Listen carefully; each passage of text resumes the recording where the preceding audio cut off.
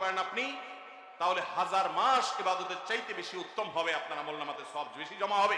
এই জন্য কদরের রাতে ইবাদতের চেষ্টা করা। সারা বছরের শ্রেষ্ঠ রাত হলো কদরের রাত। কোরআন নাজিল হয়েছে এই কদরের রাতে। অতএব কদর রাত পাওয়ার জন্য শেষ দশকের প্রত্যেকটা রাতে, প্রত্যেকটা না পারলে অন্তত বেজোড় 21, 23, 25, 27, 29 এই রাতগুলোতে ইবাদত করবো। আল্লাহ আমাদেরকে তৌফিক দান করুন।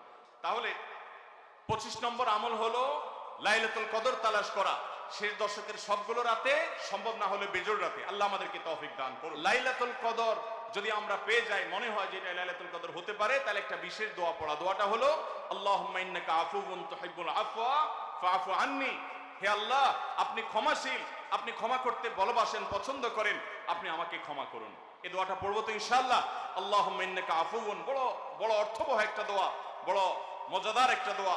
আল্লাহুম্মা ইন্নাকা আফুউন, আল্লাহ আপনি তো ক্ষমাশীল, তুহিব্বুল আফওয়া, ক্ষমা করতে পছন্দ করেন, ফাআফু আন্নি, অতএব আমাকে ক্ষমা করুন।